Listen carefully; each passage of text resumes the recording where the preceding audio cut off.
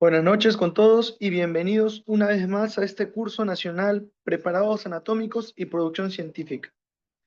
Esta noche tenemos la presencia del doctor Carlos Andrés García con la ponencia Discusión de caso clínico en anatomía humana, integrando conocimiento, técnica e investigación.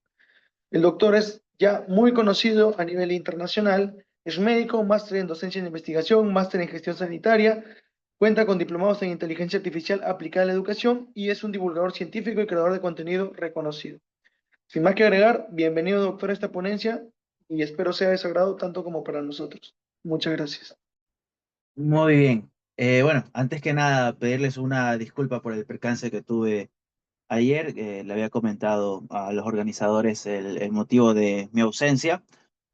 Y bueno, fue algo que fue de imprevisto, la verdad, y era una emergencia, así que por eso tuve que atenderla. Y bueno, también quería agradecerles por siempre tomarme en cuenta.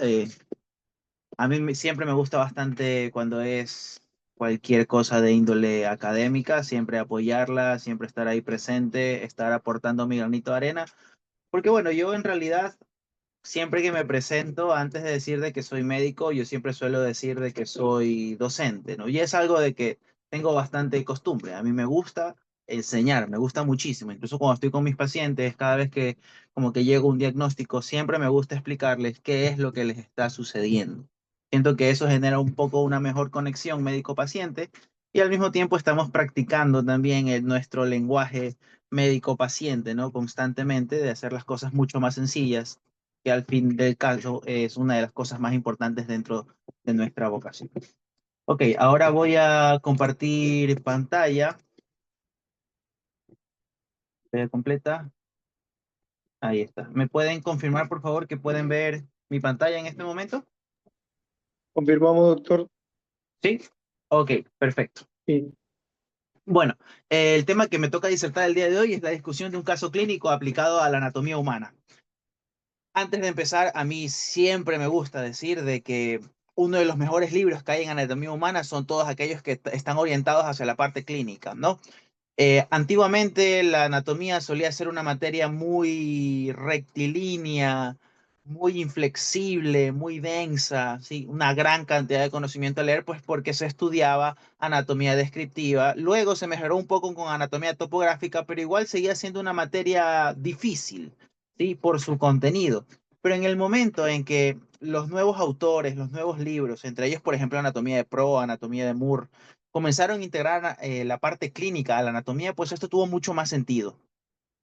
De ahí que a mí siempre me gusta explicar la anatomía con correlaciones clínicas. Siento que es como que un peldaño antes de la cúspide del aprendizaje, que es la práctica médica con el cadáver.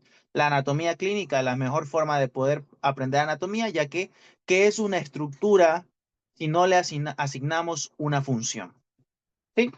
Bueno, acá un poco de lo que soy. A mí siempre me gusta resaltar dos cosas.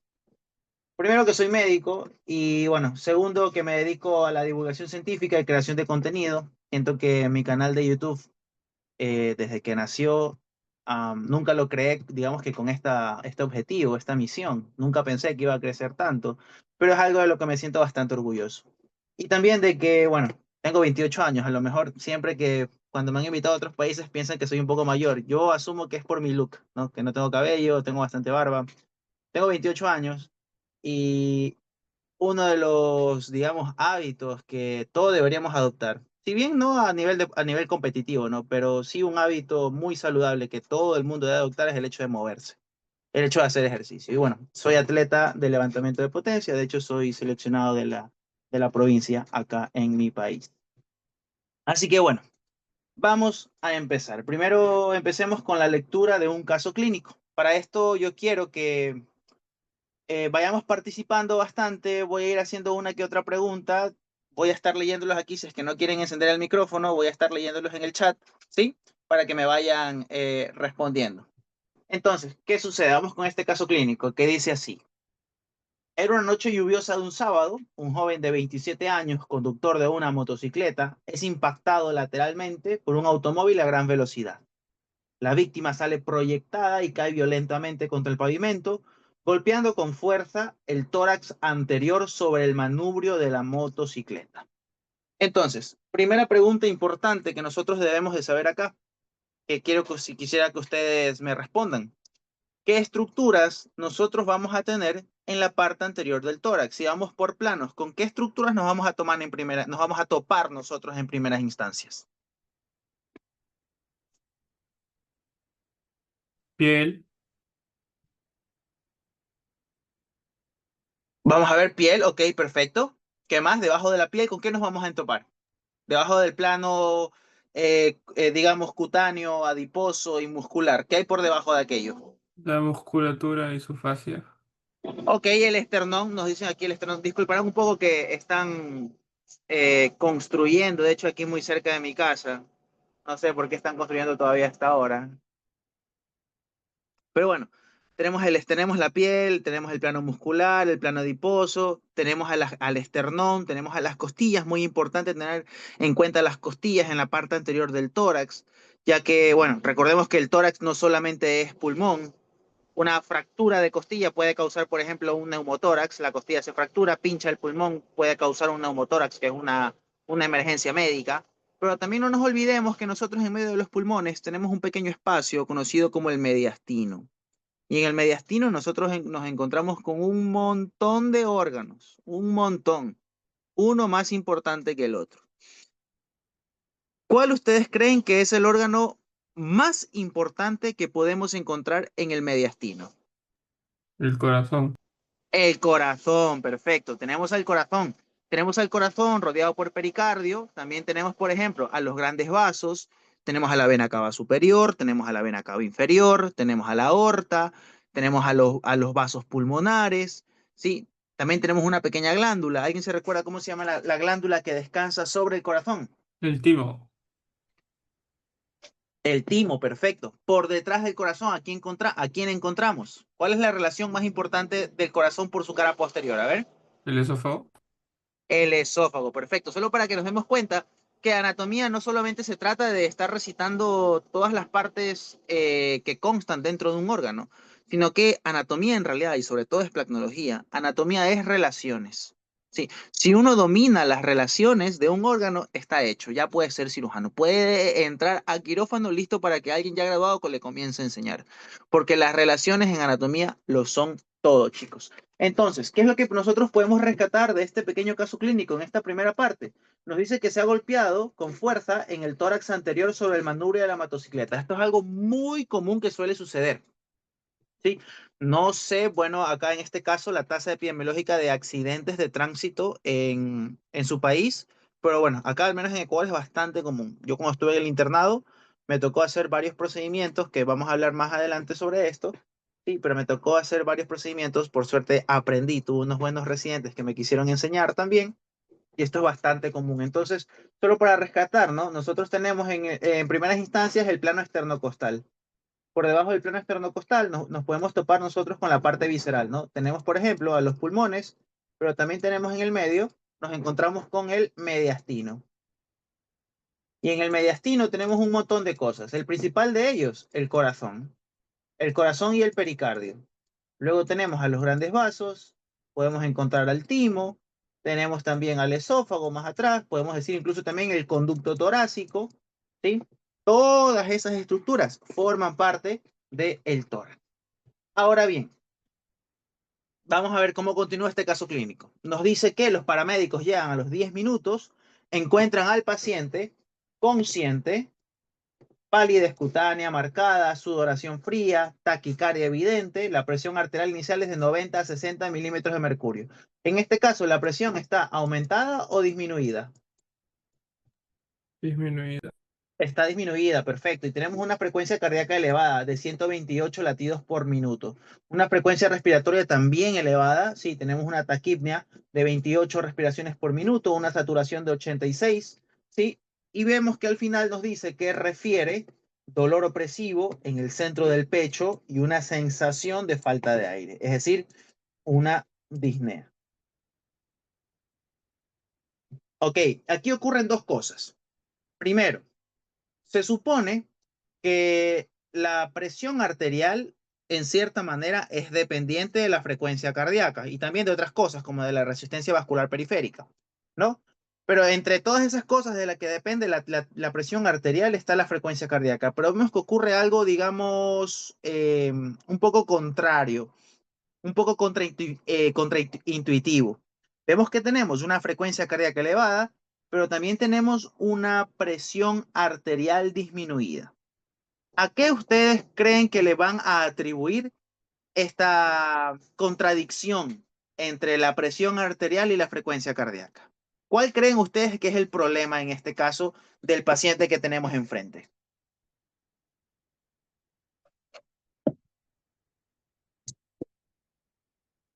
A ver. Podría ser que se laceró una arteria internamente y por eso se está desangrando y por eso se compensa con taquicardia, pero igual es hipotenso porque pierde volumen.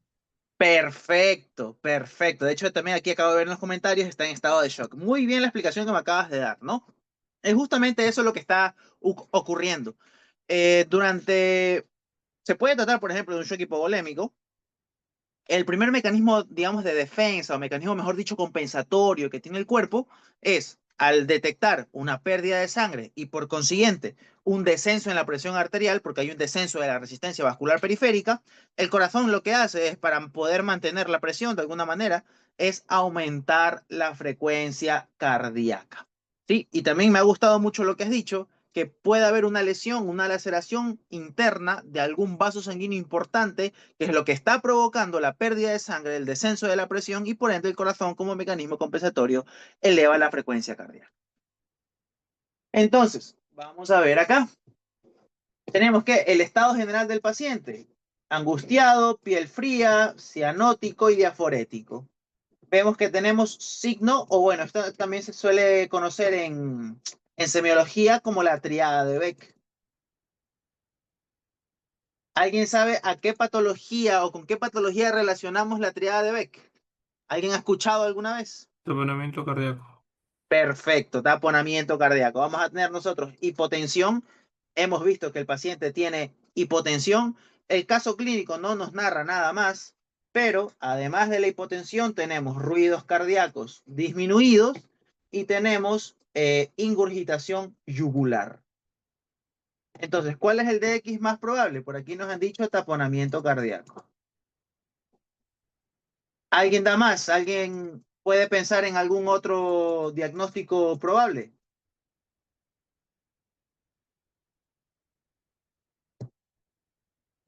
¿En qué otro diagnóstico ustedes pensarían con la sintomatología que les presento en este momento? Podría ser quizás, sí, bueno, si no nos mencionan justamente esta parte y nos quedamos con la anterior, quizá un hemotórax, quizá, Ok, por la disnea, ¿no? Ajá, y la baja saturación. perfecto, un hemotórax.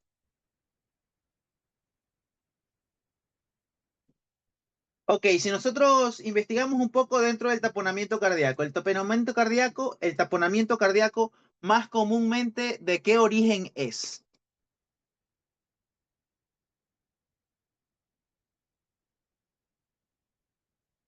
Porque, por ejemplo, puede haber un taponamiento cardíaco por un derrame pericárdico. Puede haber un taponamiento cardíaco por algún tumor que esté comprimiendo conducto torácico, de modo de que de manera crónica y lenta se va llenando ese espacio pericárdico de poco en poco, pero en este caso con linfa, con quilo, que se lo conoce entre comillas como, eh, bueno, le llaman quilotórax en el caso del pulmón. Sí, pero también puede suceder a nivel del corazón. Vamos a ver, alguien ha comentado acá. Por trauma, perfecto. En este caso sí, es provocado por un trauma. Pero el líquido, digamos, si estamos hablando de taponamiento cardíaco, el líquido que ustedes esperan encontrar dentro del espacio pericárdico, ¿qué esperan que sea? ¿Esperan que sea trasudado, exudado? ¿Esperan que sea linfa? ¿Esperan que sea sangre? ¿Qué esperan que sea? Puede ser Si es sangre, producto produciendo un hemopericardio. perfecto, ¿no? Como estamos hablando de un trauma, porque fue un accidente de tránsito, vamos a esperar nosotros ver sangre dentro del espacio pericárdico. Entonces, muy probablemente se trate de un hemopericardio. Sí, muy probablemente se trate de un hemopericardio. Es un tipo de shock obstructivo, exactamente. Ahora, ¿qué examen usted con toda esta sintomatología, qué examen ustedes enviarían el más rápido, el más eficiente para poder confirmar el diagnóstico, chicos? Un EFAST. Perfecto, perfecto, perfecto, perfecto. Porque, a ver, generalmente uno piensa, bueno, de una, rayos X, puede ser. Otros he visto que también pueden poner que tomografía o un TAC. Es cierto que con estos métodos de imágenes, obvio que se va a ver la lesión, pero en este contexto, chicos, sí, que es una emergencia y además en el contexto latinoamericano, hay que ser bastante honestos y es que muchas veces en los hospitales no se cuenta con el equipamiento adecuado para poder diagnosticar ciertas enfermedades. Pero un eco hay en todas partes. Ahora hay hasta ecos que se pueden conectar al celular, ¿sí? Así que en estos casos, si bien la sintomatología es bastante clara y se puede llegar a un diagnóstico bastante certero, un 80% de certeza en el diagnóstico solamente con la parte semiológica en este caso clínico, ¿sí? En caso de que nosotros queramos realmente confirmar nuestro diagnóstico. Y ojo, que en estos casos el eco no solamente es diagnóstico, sino que también es terapéutico. ¿Por qué? Porque como veremos más adelante, se puede realizar esta pericardiocentesis. De hecho, se debe realizar la pericardiocentesis ecodirigida. Antes no se lo hacía así. De hecho, las veces que yo tuve la oportunidad de hacerlo en el internado, no fue ecodirigida. Ya, porque no había eco disponible en ese momento en el hospital más grande de la provincia en el que me encontraba. ¿Ya? La pericardiocentesis debe ser eco dirigida. ¿Sí? Entonces hacemos un EcoFast. En el EcoFast vemos que nos revela. Nos revela líquido libre en cavidad pericárdica con colapso de aurícula derecha en diástole. Se diagnostica hemopericardio con taponamiento cardíaco agudo, probablemente por laceración de una cavidad pericárdica o de una rama arterial coronaria secundaria al trauma torácico cerrado. En este caso se habla de un trauma torácico cerrado, pues porque no ha habido ninguna fractura y ninguna exposición de órganos internos. Simplemente ha sido un golpe bastante contundente, un golpe bastante fuerte, lo suficientemente fuerte como para poder lesionar ya sea una cavidad cardíaca o como para poder lesionar una de las arterias que se encuentren rodeando el pericardio o rodeando el corazón. Aquí hay un par de cosas muy importantes que hay que resaltar. ¿Sí? La primera es esto de aquí.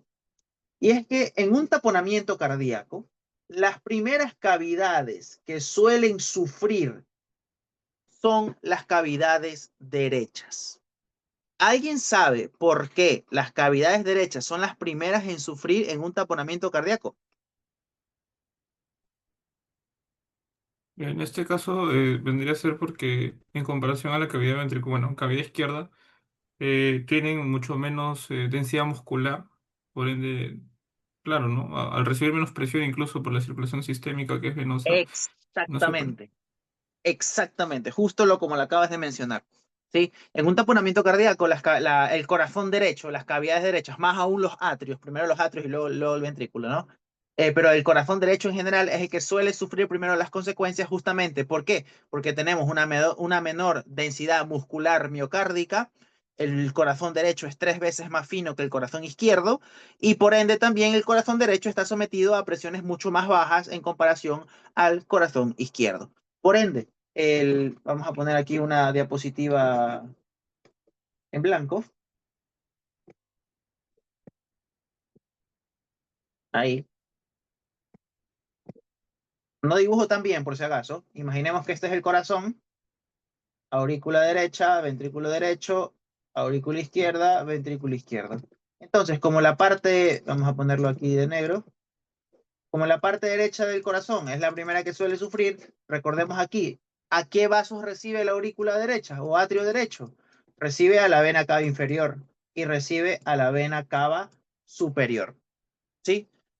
Entonces, sí, debido al taponamiento cardíaco, es decir, al efecto compresivo que ejerce el pericardio sobre las propias paredes del corazón, ¿Qué es lo que va a suceder? La sangre que proviene de la vena cava superior y la sangre que proviene de la vena cava inferior no van a poder ingresar hacia el atrio, ¿sí? Hacia el atrio derecho.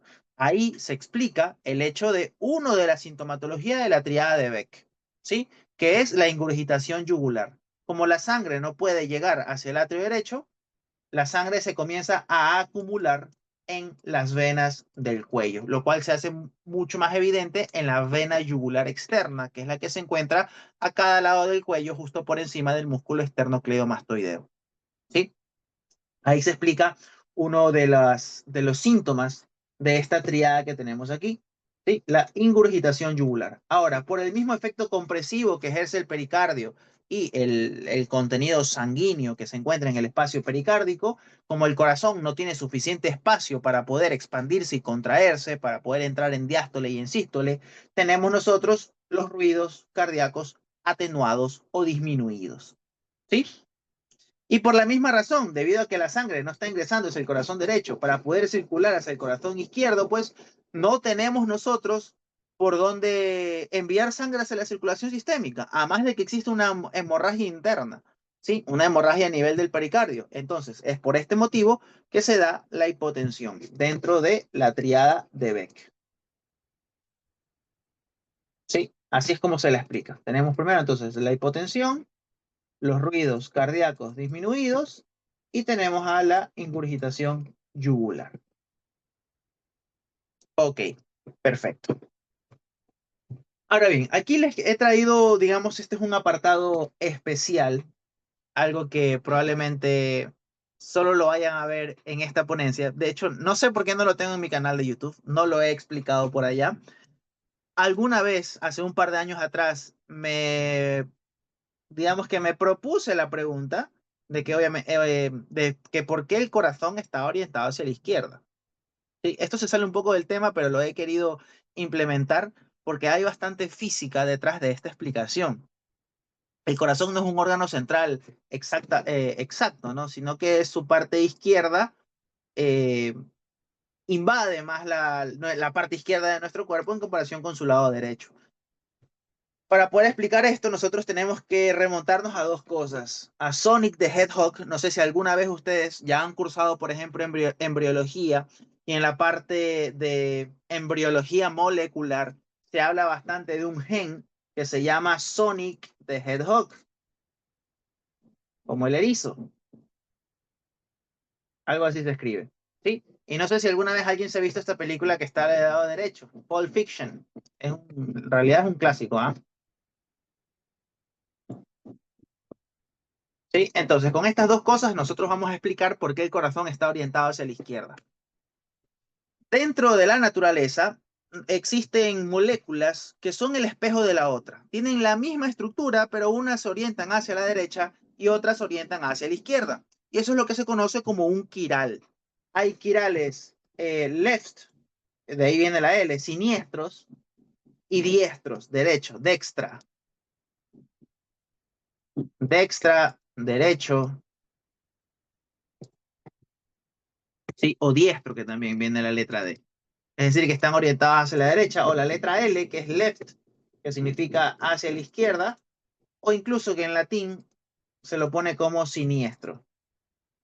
Esto de hecho es bastante curioso porque antiguamente se pensaba que la gente zurda era gente embrujada. Sí, por eso el origen de esta palabra. Ver un zurdo era sinónimo de brujería incluso antiguamente. Por eso esa connotación un poco negativa de la palabra para referirnos hacia los zurdos. Ahora, nuestro cuerpo, si bien es cierto, nosotros aparentemente somos simétricos, pero no somos simétricos perfectos. Incluso entre la longitud de nuestros miembros, de nuestras manos, de nuestros dedos, del lado derecho, del lado izquierdo, dentro de nuestro rostro hay diferencias milimétricas entre la altura de una narina y otra, de un globo ocular y otro, ¿sí? No somos asimétricos perfectos. A grosso modo, macroscópicamente, quizás sí seamos simétricos, pero incluso por dentro hay muchas diferencias y el corazón no se salva de ninguna de estas. ¿Sí? No sé si alguna vez alguno de ustedes ha visto esta serie acá, Scrubs, dentro de la propaganda. No sé si lo hicieron de adrede, o si en realidad se trataba de un paciente con dextrocardia, o si no se han dado cuenta de que la radiografía está al revés. ¿Sí? Aquí se dan cuenta que la silueta cardíaca está hacia el lado derecho en vez de estar orientada hacia el lado izquierdo como normalmente ocurre. Entonces, ¿qué sucede? Cuando el corazón se está formando embriológicamente, ¿sí? Recordemos que el corazón se origina a partir de un tubo cardíaco. Las células de este tubo cardíaco tienen unos pequeños cilios. Aquí vemos estos cilios que se encuentran aquí. Lo curioso está en que estos cilios, mientras se desarrolla el tubo cardíaco, giran hacia la izquierda. ¿Sí? Estos cilios giran hacia la izquierda.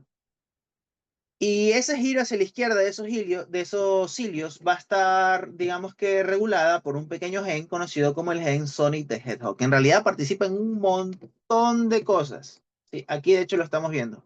SHH, Sonic Hedgehog. ¿Sí? Sonic el erizo. Ahora, pero para poder entenderlo no solo basta con esto, porque estos cilios giran hacia la izquierda. Así que vamos a tener que investigar un poco más a fondo. Y es que, como les había yo dicho en un principio, dentro de la naturaleza nosotros tenemos moléculas que se denominan quirales, que son estructuralmente gemelas, son iguales unas que otras, simplemente que la una es el espejo de la otra.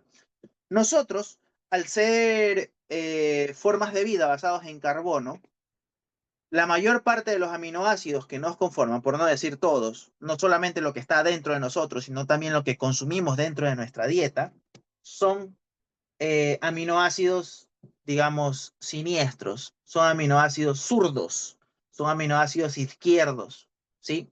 Se teoriza de que formas de vida extraterrestre fuera de nuestro sistema solar probablemente tengan una estructura distinta, probablemente sean a base de silicio y por ende una estructura quiral hacia la derecha es mucho más favorable para ellos. En realidad, ponerse a estudiar este tipo de cosas, chicos, es un mundo completamente distinto. Es como un rabbit hole en el que en algún tiempo me metí y terminé leyendo sobre física, terminé leyendo sobre química y me costó un poco de tiempo poder entender todo este tema. Sí, pero ahí no basta. O sea, estos aminoácidos giran hacia la izquierda, estos cilios, perdón, giran hacia la izquierda porque todas las cosas que nos componen son quirales zurdos. Sí, pero ¿por qué todos giran hacia la izquierda? Hay que ir un poco más profundo. Y es que hace tiempo, en una investigación, se dieron cuenta de que el movimiento, no solo de nuestro sistema solar, sino que prácticamente de una gran parte del universo visible, gira hacia la izquierda. Y eso es lo que ha obligado, y que no solamente en nuestro planeta, sino es algo que se cumple también en otros planetas que hemos podido nosotros estudiar dentro de nuestro sistema solar, ¿sí?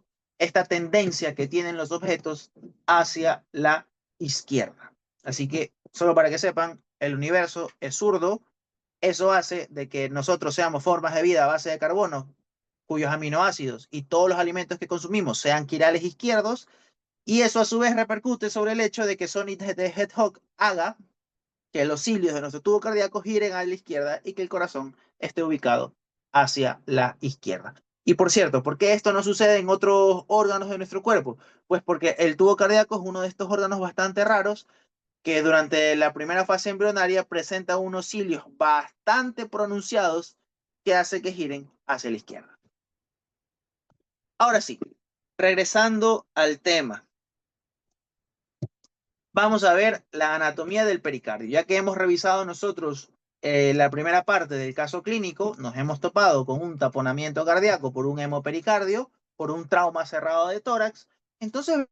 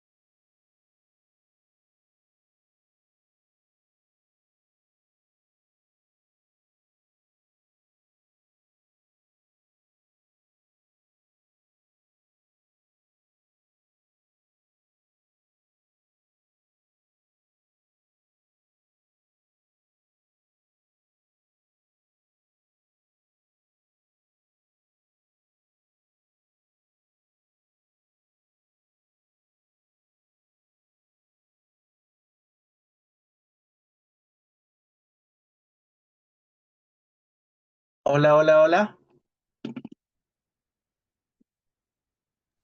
Sí, doctor, lo escuchamos.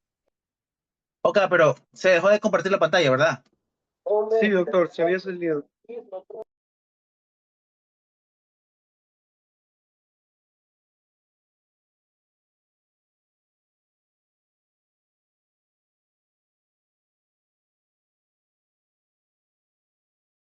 sucede? Que me he quedado, se me ha salido el wifi un ratito. Ok, ahí estoy de nuevo de vuelta.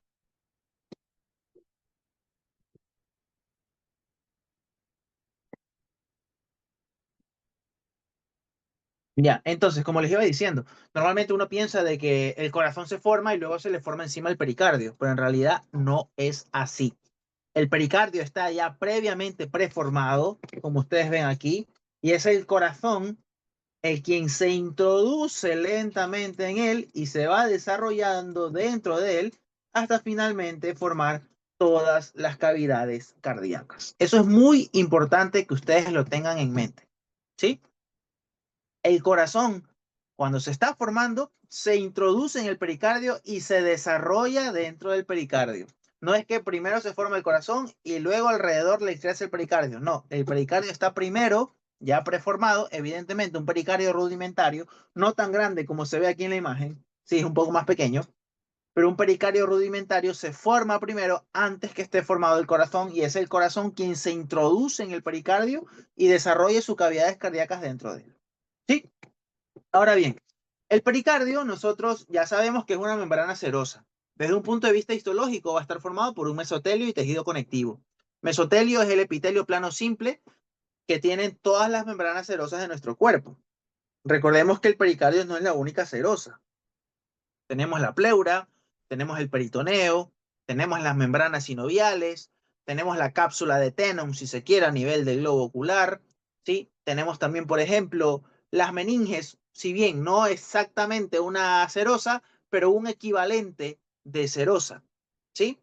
Todas esas serosas nosotros podemos encontrar en nuestro cuerpo, pero la única y diferente, como el meme, única y diferente de todas estas membranas serosas es el pericardio. ¿Por qué? Porque el pericardio no solamente consta de dos hojas parietales y viscerales como normalmente se describe todas las serosas de nuestro cuerpo, sino que primero tenemos un pericardio fibroso, ¿sí? Y luego nos encontramos con un pericardio seroso. Perdón, sí, sí, un pericardio fibroso y un pericardio seroso. Y este pericardio seroso tiene una hoja parietal y tiene una hoja visceral. Ya, entre ambas hojas, entre la hoja parietal y la hoja visceral, es donde nosotros vamos a encontrar a la cavidad pericárdica. Sí, que es este espacio, un espacio, se lo describe como un espacio virtual. ¿Por qué? Porque generalmente está colapsado. Está ocupado por un mínimo de líquido que puede oscilar entre 15 a 50 ml, 50 como máximo, sobre todo en personas obesas, ¿sí? Pero de 15 a 50 ml, es decir, una cantidad ínfima de líquido se encuentra todo el tiempo dentro de la cavidad pericárdica. Ese líquido de ahí es producido y filtrado por el mesotelio que forma parte de la hoja visceral mediante un proceso bastante similar a lo que sucede en el riñón para la formación de la orina. Obviamente no se forma orina, sino que se forma líquido pericárdico. ¿Sí? ¿Qué otro detalle importante? Espacio virtual. Porque ese espacio virtual, ¿en qué momento se puede convertir en un espacio real? Cuando esta cantidad de 15 a 50 ml se excede. ¿Sí? ¿Por qué se puede exceder? Por un trauma cerrado, como estamos viendo en este momento, un hemopericardio. También se puede dar por un quilopericardio, que es por una obstrucción del conducto torácico, que no solamente puede ser por tumor. De hecho, una vez leí un artículo de una obstrucción de conducto torácico por parasitosis que provocó un quilopericardio. Es decir, que el espacio pericárdico estuvo invadido por linfa, ¿sí? Puede estar invadido por trasudado, puede estar invadido por exudado, múltiples cosas pueden invadir este espacio pericárdico y el espacio pericárdico puede pasar de ser un espacio virtual a un espacio real. ¿Sí? Ahora, otro detalle. ¿Cuál es la hoja del pericardio que duele? La hoja del pericardio que duele es esta de aquí. Pregunta clásica de anatomía. ¿Sí? La hoja parietal es la que tiene esta inervación, es la que puede sentir este dolor visceral. ¿Sí? Es la que siente el dolor visceral. La hoja visceral solamente tiene inervación autónoma, no tiene inervación sensitiva, no tiene nociceptores y por ende no puede sentir dolor. Ok, sigamos. Ahora, en esta otra imagen estamos viendo otro detalle importante y es la irrigación del pericardio.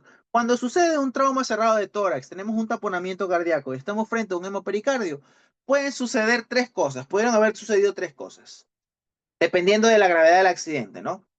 Pudo haber sucedido una laceración de una cavidad cardíaca, que es lo más grave que puede suceder, ¿sí? Más comúnmente se lacera el atrio derecho, que es el más frágil de todos, sus paredes son muy, pero muy finas, ¿sí? Puede suceder también que nosotros tengamos una lesión de una de las arterias que se encuentren en el corazón.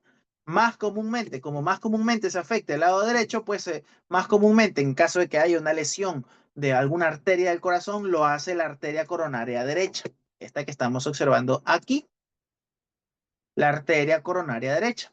Y si no es ni una laceración de cavidad cardíaca, ni una lesión de una arteria coronaria, en el mejor de los casos es solamente, entre comillas, una lesión de una de las arterias que se encuentran irrigando al pericardio. ¿Cómo se llaman estas arterias? Se llaman las arterias pericardiofrénicas. Arterias pericardiofrénicas. En Testit, no sé si alguno de ustedes todavía lea Testit, arterias pericardiofrénicas de Tail se le llaman. Ojo que yo estoy en contra de los epónimos, pero lamentablemente sí me sé bastantes, ¿ya? Porque me gusta aprendérmelos, no porque los tome, porque me gusta aprendérmelos. No los considero pedagógicos, pero bueno, ahí tienen el nombre, las arterias pericardiofrénicas de Tail, que son ramas colaterales de la arteria torácica interna, también conocida como arteria mamaria interna, ¿ya? En la nomenclatura antigua, mamaria interna, nomenclatura antigua, torácica interna en la nomenclatura actual. Las arterias pericardiofrénicas o pericardiofrénicas de Tail son ramas colaterales de la arteria torácica interna. Por ahí también, debido a que el timo se encuentra por aquí arriba y recibe algunas ramas tímicas, la parte superior del pericardio puede estar irrigada también por ahí por una que otra arteria tímica. Esos son los tres planos vasculares más importantes o los tres sitios de lesión más importantes que se suelen dar en un taponamiento cardíaco por un hemopericardio por un trauma cerrado de tórax. ¿Sí? Laceración de cavidad cardíaca, laceración de arteria coronaria, más comúnmente la derecha, puede suceder con la izquierda, sí, pero más comúnmente la derecha, o puede ser por una lesión de las mismas arterias del pericardio, que son las arterias pericardiofrénicas de Tail. De ahí el pericardio también recibe una que otra rama por acá abajo, ¿sí? Proveniente de las arterias frénicas superiores y frénicas inferiores, pero principalmente es por las arterias pericardiofrénicas, que son las que aportan gran parte, un 80%, 90% de la vasculatura que recibe el pericardio. Ahora bien, ya que hemos llegado a un diagnóstico, ya que hemos hecho una revisión anatómica de los elementos implicados, yo les había dicho en un principio que el pericardio es una serosa única y diferente. ¿Por qué? Porque no solamente tiene hoja parietal y visceral, sino que tiene una membrana fibrosa. Yo no sé si alguna vez alguno de ustedes haya tenido la oportunidad de tocar un pericardio, ya sea de vaca en el mercado. Yo sí lo he visto. De hecho, he hecho prácticas así con corazones de vaca. De hecho, las veces que he ido a Perú, que me han invitado a 2 congresos, eh, las 2 ocasiones di prácticas de corazón, de hígado, de cerebro. Eso son las cosas que más disfruto, por si acaso, ¿va? Las clases ahí como que un poco más íntimo, un poco más cercano con el estudiante para poder conversar, poder bromear. Y en una de esas clases di corazón, que justamente fue con un corazón de vaca, y me topé con uno que tenía parte del pericardio. Y el pericardio fibroso literalmente es como un caucho, chicos. Es un caucho, es duro, es grueso, ¿sí? Y justamente esta característica de este pericardio fibroso es inextensible. ¿Sí? Es inextensible a corto plazo, por lo que pequeñas cantidades de sangre, de 200 a 300 ml, que ya me parece bastante, es una botella con agua prácticamente, pueden generar una presión intrapericárdica que colapsa las cavidades de baja presión. Justamente de lo que estamos hablando hace un momento. El taponamiento cardíaco afecta más comúnmente en primeras instancias a las cavidades derechas del corazón. De ahí, pues si es algo fulminante, obvio que todo el corazón va a estar tomado, ¿no? Pero primero suelen sufrir las cavidades derechas del corazón. ¿Sí? Aquí nosotros estamos viendo el efecto, digamos, constrictor del pericardio fibroso sobre el corazón, debido al contenido líquido excedente que se encuentre en su espacio. Aquí tenemos una escala de severidad del taponamiento, derrame pericárdico, taponamiento con compromiso hemodinámico, taponamiento ya comprobable mediante técnicas de imagen y taponamiento clínico. ¿Sí? Tenemos ahí ya una escala de severidad del hemopericardio. ¿Cómo se trata el hemopericardio? Sencillo. Bueno, acá tenemos unas imágenes. Del lado izquierdo una imagen normal de una radiografía que no es lo idóneo, o sea, en ninguna parte del mundo.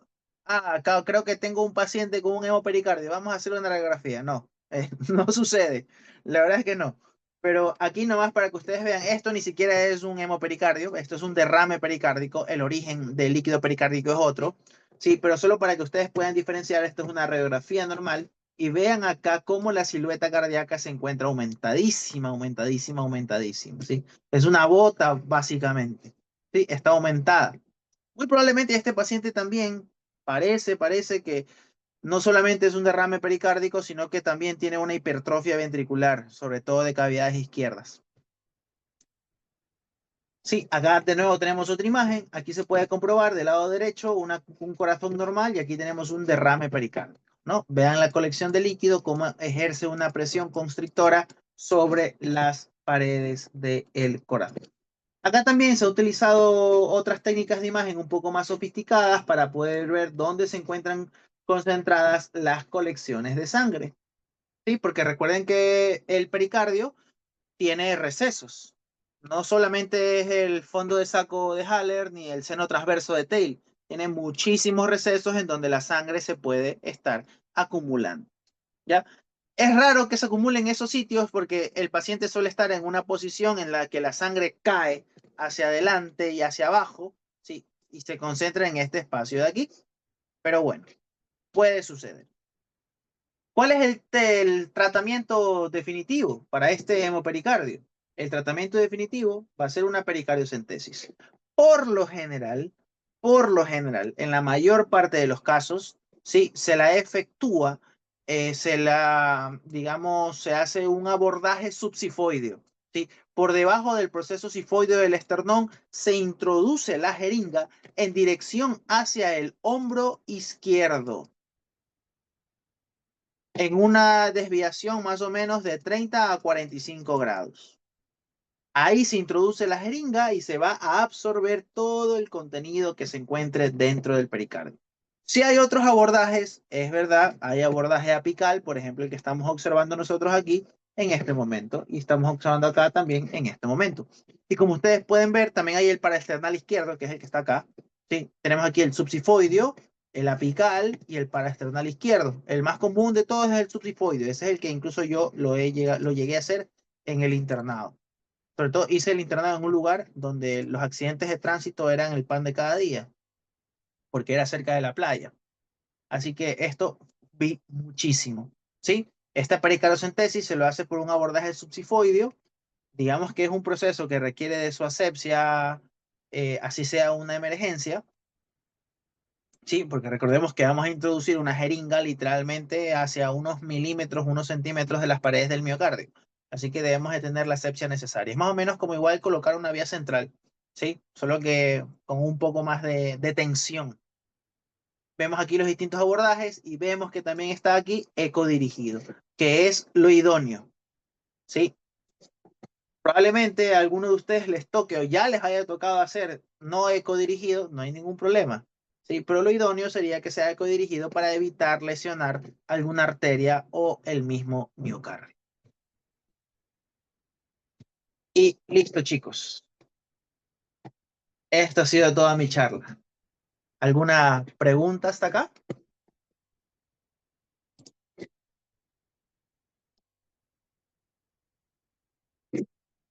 Acá les he querido mostrar un video, pero no, creo que no hay de taponamiento cardíaco. Sí, estuve buscando, pero creo que no hay.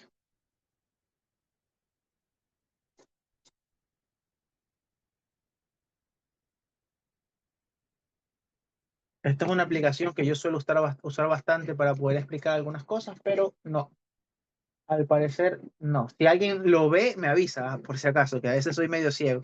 Por aquí hay una pericarditis, de pronto, o sea, por ahí.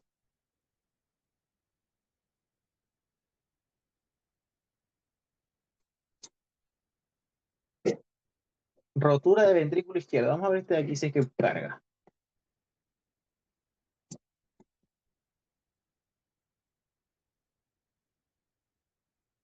Implica un desgarro de la pared ventricular izquierda, una de las cámaras inferiores del corazón.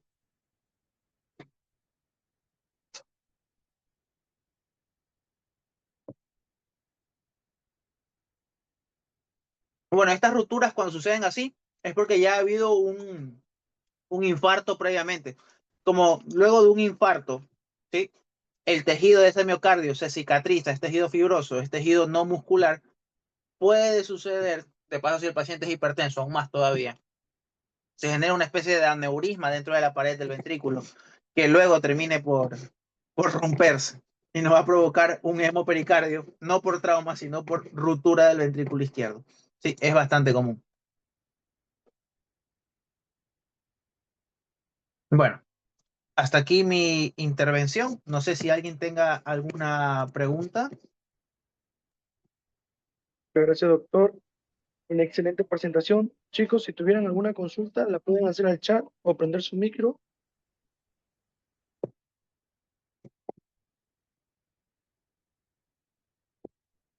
Buenas noches. Tengo una consulta, pero quizás es algo simple de un tema intermedio. ¿Puedo hacerla? Claro, claro. Sí. ¿Qué explicaría entonces a los dextrocárdicos, ¿no? ¿Ya? Dentro de la explicación que se dio de los que tenían la orientación hacia la izquierda, con el concepto de gen GHH, ¿no? Ajá. Te refieres a ok, ya. Es que, mira, es una muy buena pregunta porque yo también en su tiempo me la hice, ¿no? Porque, bueno, si el corazón está a la izquierda por esto, ¿qué sucede con la dextrocardia? Con la dextrocardia, depende si es aislada o depende si es un situs inversus completo, este tipo de pacientes, eh, en la secuenciación del gen Sonic de Hedgehog, tienen algún error que provoca esa inversión de lugar,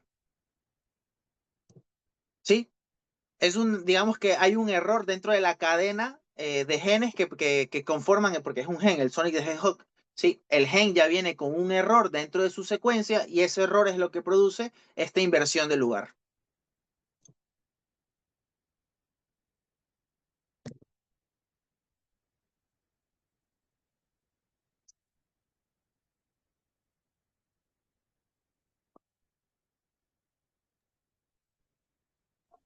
Listo, doctor. Chicos, si tuvieran alguna otra consulta, es momento para hacerla.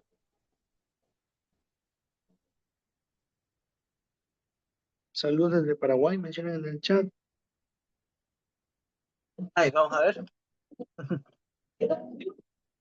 Listo. Gracias, Paola, y saludos. El año pasado estuve por allá estuve en Asunción y estuve en Caguas. La verdad es que la pasé muy bonito también por allá. Me gustó mucho el clima, súper fresco. Doctor, excelente ponencia, muy útil para el curso en preparados anatómicos, ya que tratamos de enfocar los preparados anatómicos desde la educación, desde la investigación, desde la experiencia, desde muchos aspectos. Y este es uno de los más importantes, ¿no? Discusiones con preparados, discusiones con anatomía, todo con el fin de hacer docencia. Entonces, para finalizar la Exacto. ponencia, ¿podrían prender sus camaritas para tomarnos una pequeña foto y finalizar esta ponencia? Vale, déjenme encender la mía.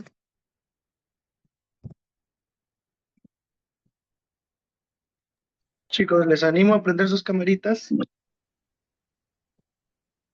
A ver, ahí, sí, ahí estoy. Ahí estamos. Ujú. Me pasas la foto, ¿ah? O me etiquetas si es que la subes. Ya. Ujú. A ver, chicos, todos los que no van a aprender, reaccionen.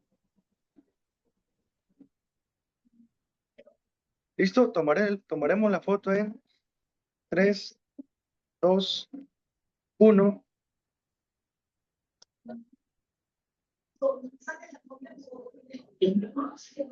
Otra.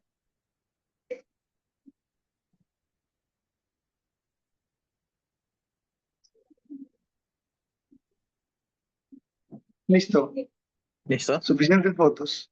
Listo. Muchas gracias, doctor Carlos Andrés. Nos vemos en una próxima ponencia y hasta pronto.